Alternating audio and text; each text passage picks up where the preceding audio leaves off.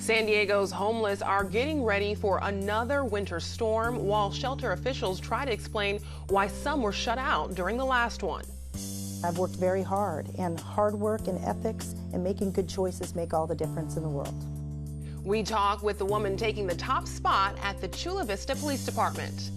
And the San Diego International Auto Show rolls into town with some cutting-edge self-driving cars. KPBS Evening Edition starts right now.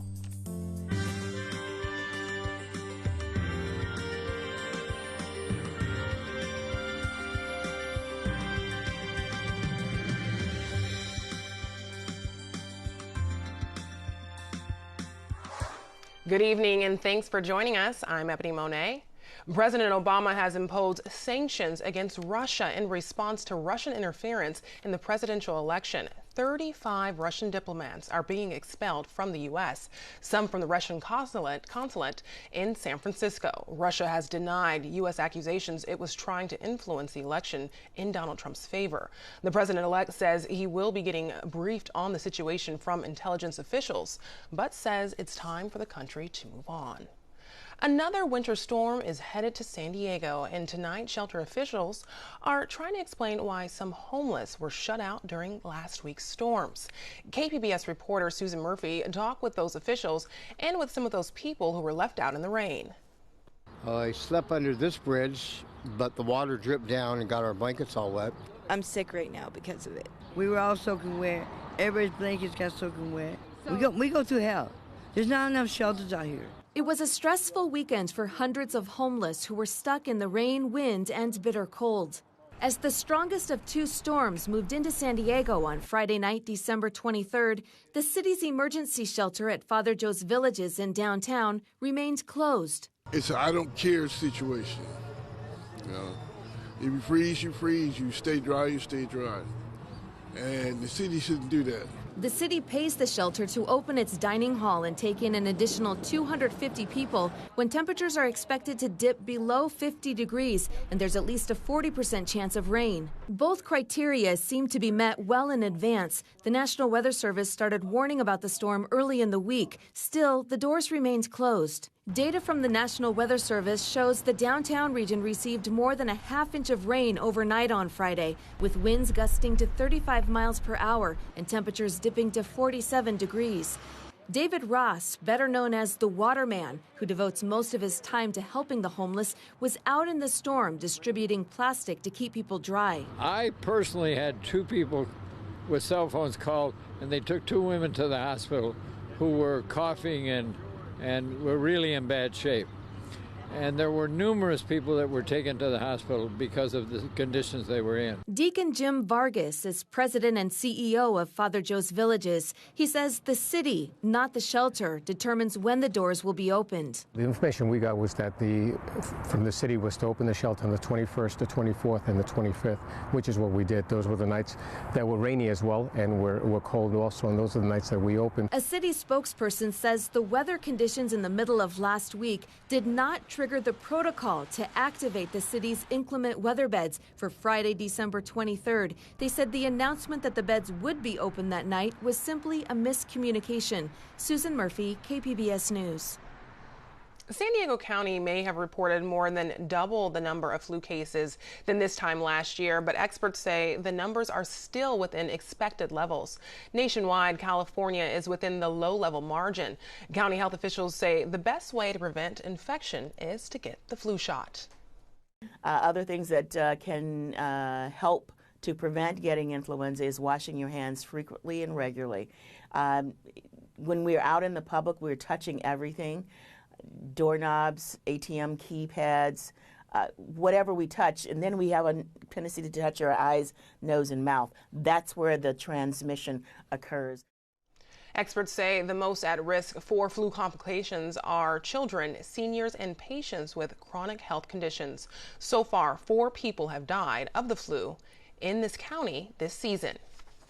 San Diego's Metropolitan Transit System and law enforcement is teaming up this New Year's weekend to prevent traffic accidents. MTS will extend its services to include late night hours. The trolley will make an additional 12 trips after midnight. San Diego police have also announced they will add extra resources this weekend to prevent accidents caused by driving under the influence. San Diego law enforcement will be out in full force, and I mean full force. A lot of extra resources will be out there because we are sending a very strong message that driving under the influence of drugs or alcohol in San Diego, the entire San Diego County, is not acceptable and will not be tolerated. The last ride on the Blue Line will leave America Plaza at 2:33 a.m. The Green Line trolley will leave 12th and Imperial at 2:21, and the Orange Line trolley will leave Santa Fe Depot at 2:19 a.m. She's Chula Vista Police Department's first woman lieutenant, captain, and now chief. Today, we sat down with Chief Roxana Kennedy to discuss her first plan of action after taking over for retiring Chief David Bejarano.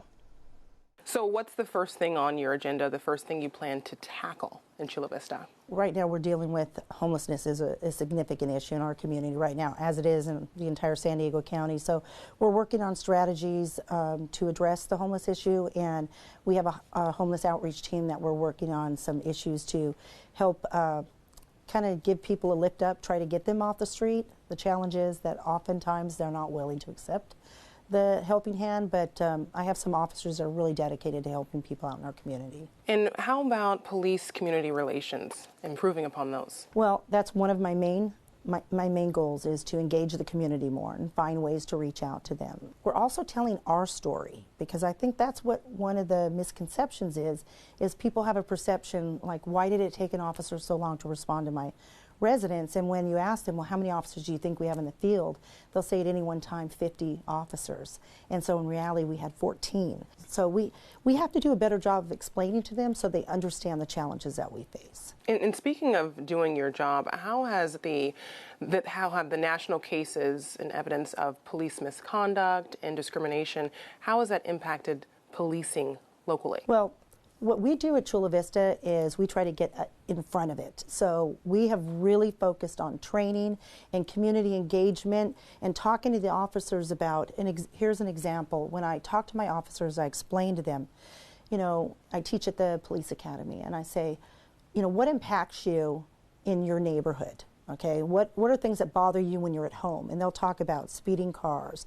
They'll talk about graffiti or abandoned vehicles, which really aren't a big police issue in the minds of an officer, because an officer wants to roll to the robbery call or to the violent crime, or, you know, they want to be in the pursuit or whatever. So I have to bring the officer back to say, look, in your home, what bothers you is that your kids are playing on the front yard and that cars are speeding up and down the street. So think about what impacts the community members and find ways to be able to engage them in that aspect and make sure that you understand and empathize with the community. And do police officers in Chula Vista have any added obstacles and concerns considering the proximity to the border? I'm thinking about things of drug trafficking, human trafficking, and things of that nature. Yes, human trafficking is a huge issue that we face, especially along the border areas.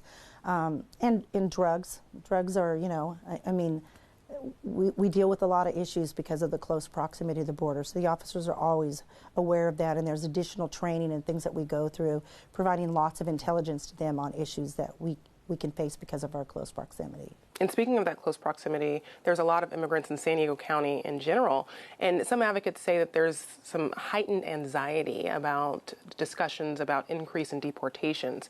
What will Chula Vista Police Department's role be in that? Well, I want to assure our community that it's business as usual for us. Nothing's going to change for us.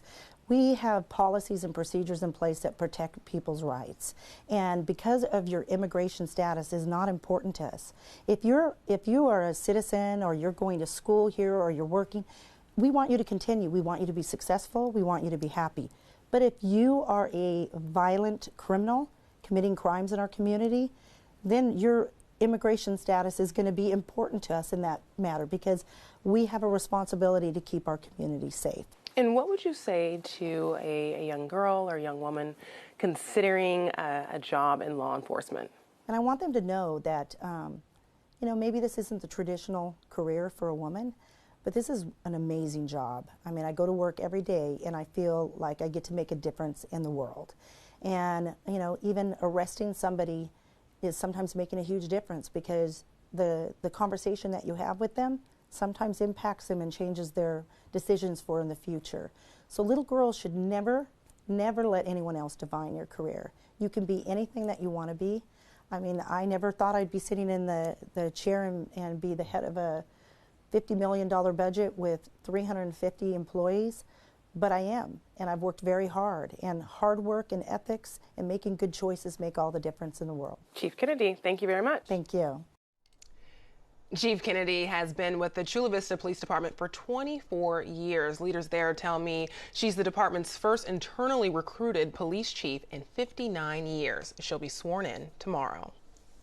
Some American environmentalists say they're helping the Mexican Navy to stop poachers endangering a rare porpoise.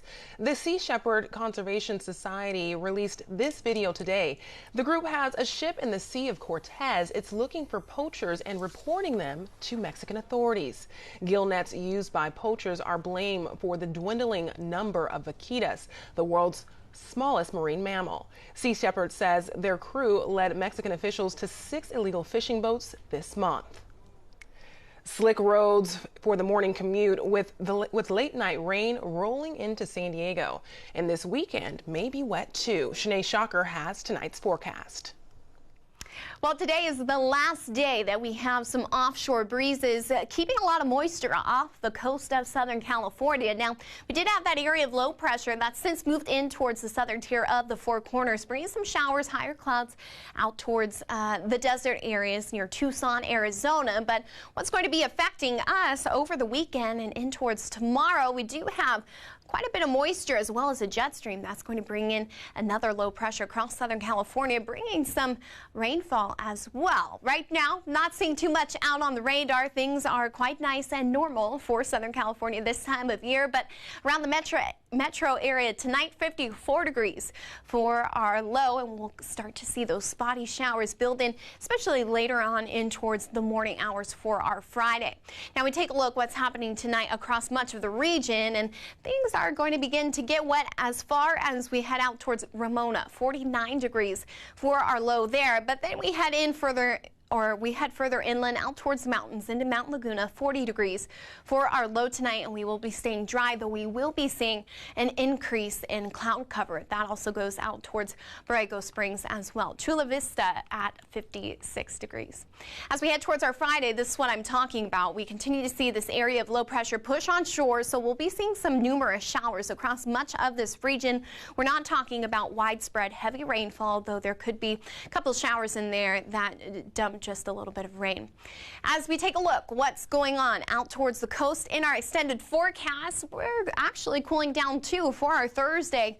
We were above normal, but we're going to drop and be much cooler for our Friday. Showers pretty much all day in towards Saturday morning as well, but then we're going to have those showers return Saturday night as that second system pushes onshore. And this system going to be much colder than the one that we are seeing currently through tonight and towards tomorrow. So Sunday, we're going to see that cool down into the low 60s, and then by Monday and Tuesday, we're actually into the 50s for our high around the coast. Chance of showers come back on Tuesday. Here's a look inland. We'll see those showers. Once again, we cool off into the low 60s over the weekend. And our New Year's Eve going to be a wet one, it seems, with a couple of showers around, mainly late. So maybe at midnight, it could be wet out there. So make sure if you're headed outdoors that you come prepared for those showers. Out towards Monday, as we head inland, 57 degrees for our high on Monday. Maybe a possibility of a shower in the morning, and then a shower or two returns on Tuesday, and we'll warm back up as well. In towards the mountains we go. Rain in towards our Friday as well. These temperatures much cooler, 42. Even the chances of maybe a flurry in towards the earlier morning hours on Saturday. And then as we head towards our Sunday, we're still in the 40s. Rain and drizzle in store heading towards early next week. So overall, a very dreary weekend ahead. Take a look at the desert. Showers for Friday, but otherwise we're mostly sunny. Temperatures cooling off for early next week, back into the 50s. For KPBS News, I'm Shanae Shocker. The San Diego International Auto Show geared up for its 5-day run today. KPBS video journalist Matt Bowler says the new trend is self-driving cars. People that are here to kick the tires. That's Joe Rotinsky from the San Diego Auto Show. He's from Detroit, but he says San Diego's auto show is better in a way. There are no press conferences, and attendees can get up close to the new car of their dreams. This is the second largest show in the state of California, second only to Los Angeles, and one of the largest 5-day shows in the country. 525,000 square feet at the San Diego Convention Center is showing off more than 400 cars. Everything from luxury to classic to concept. Rotinsky says the new trend is automation, and Kia has a concept car designed with the triathlete in mind. That you can program this if you're a triathlete. You can program this vehicle to pick you up at the next event. So if you swim across the lake, you program your car to drive over there, and it picks you up, and it's all warm and dry, and there's a little cooler in it for beverages, and then you go do your biking thing, and then it meets you at the next event. No word yet on when or if this concept car will go into production, but we can dream. Matt Bowler, KPBS News. This is the time of year when we see lists of what was best and what was most popular. The San Diego County Library System has come out with its own list of books that were checked out most often in 2016. At the top is The Girl on the Train by Paula Hawkins. This is its second year in the library's #1 spot. Other tops were All the Light We Could Not See by Anthony Doerr and Go Set a Watchman by Harper Lee. Library officials also say the county system is first in the state for the number of programs it offers and for the attendance at those programs. This is also the time of year when we look at some of the best stories produced by the KPBS team. In one of those stories, video journalist Katie Shulov shows us how a Poway man solved a 70-year-old mystery in the East County Mountains. This is the best picture because it shows smoldering wreckage, and that would be in the late afternoon of the day that it crashed. Poway resident David Lane used to be a pilot. Now he hikes San Diego County's mountains searching for long-lost plane crash sites. For me, it's not finding the physical aircraft as it is the sleuthing, the detective work. That's what's fun. There's one wreck site that's eluded wreck finders for decades. It was difficult to find the site because it was in a fairly compact area. It was on a very rugged hillside. The newspaper had conflicting information about the location, which is what threw everybody off. Last August, Lane solved the puzzle. I was in denial that was it because it just didn't match the description. But when I looked down and under a bush, I pulled up something that was silver coated and it said American Airlines Pepper. It was a pepper shaker. I thought, oh my gosh. In 1946, American Airlines 22-passenger DC-3, the flagship Baltimore, was state-of-the-art, as big as commercial airplanes could get.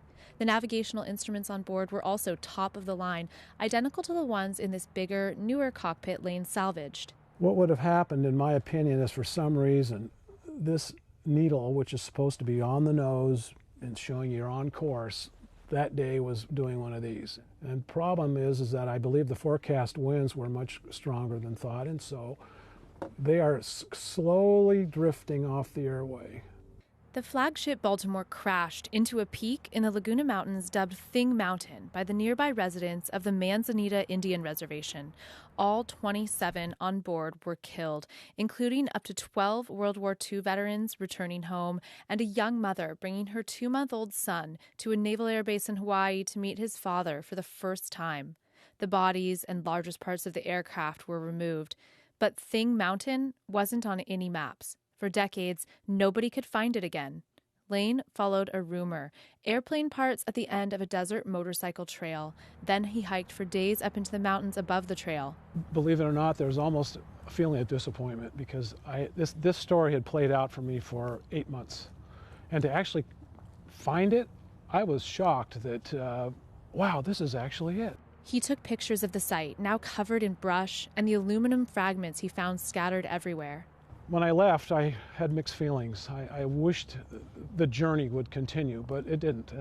And for me, it was the end of the story, but it could go on from there. All of Lane's findings have been published online in hopes they'll be seen by family members of the flagship Baltimore victims.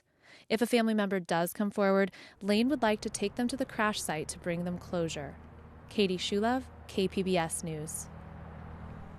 Family members of the pilot of the flagship Baltimore saw this story when we first aired it in March and have contacted David Lane. He's now helping them seek revisions to the official accident report, which could exonerate the pilot of fault in the crash. I'm Hari Srinivasan. On the next news hour, the best of 2016 at the movies. 2 film critics give their take on this year's top films. That's Thursday on the PBS NewsHour.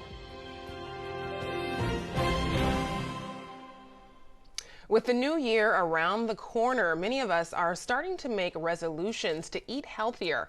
But how many can keep it up for the entire year? Associated Press reporter Michael Hill talked to an expert who says it may be easier than we think. New Year's resolutions to eat healthier and lose weight can fall away faster than needles on yesterday's Christmas tree. Yes, I am planning to make New Year's resolutions. I always do.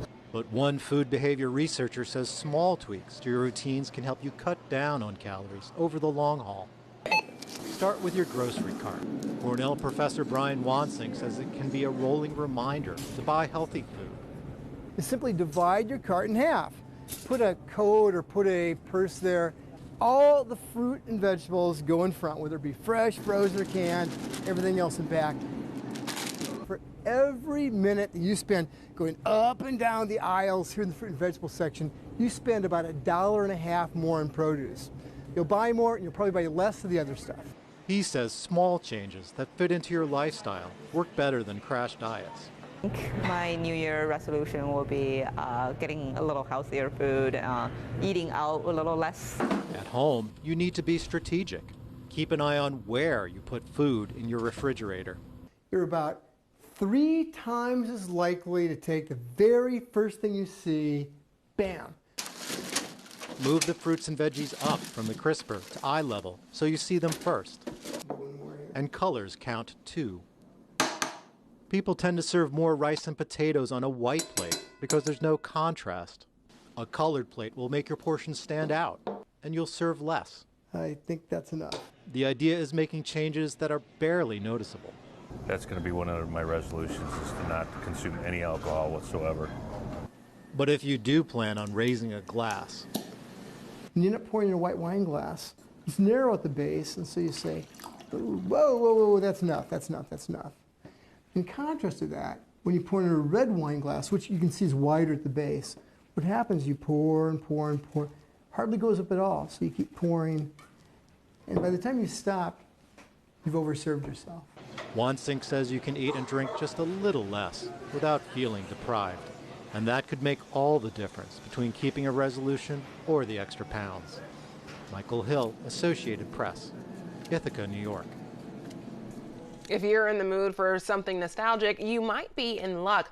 Tomorrow in North Park, Queen Bee's Art and Cultural Center is putting on a concert of local bands all playing Beatles music.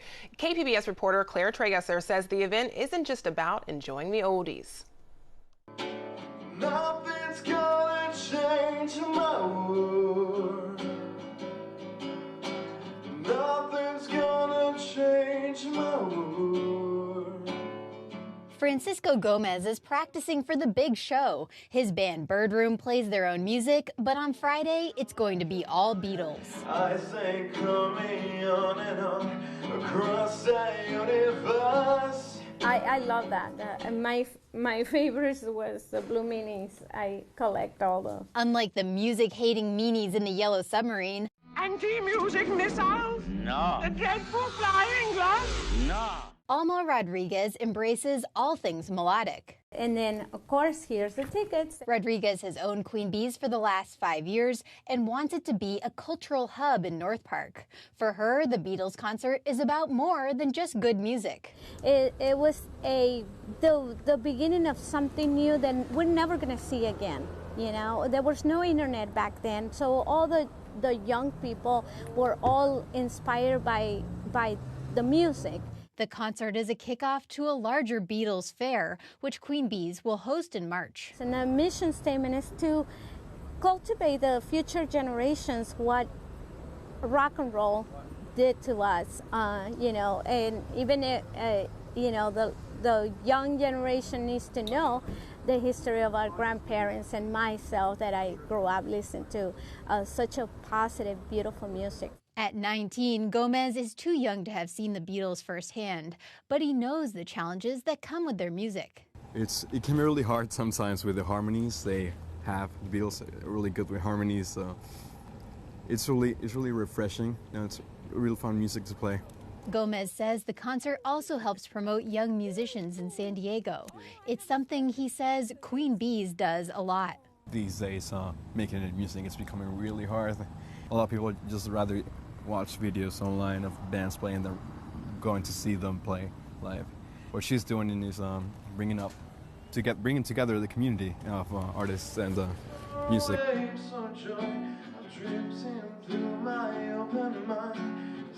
Including for some, classic oldies. Claire Tregesser, KPBS News. The concert starts at 7 p.m. tomorrow at Queen Bee's on Ohio Street in North Park. Now, here's a look at what we're working on for tomorrow in the KPBS newsroom on Morning Edition. There are 19 companies that operate driverless cars. We find out just how many are on California roads. And on Midday Edition, a call for entries for the San Diego Film Awards. That's tomorrow at noon on KPBS Radio. Tonight's stories are online at kpbs.org/evening edition. Thanks for joining us. Have a great night.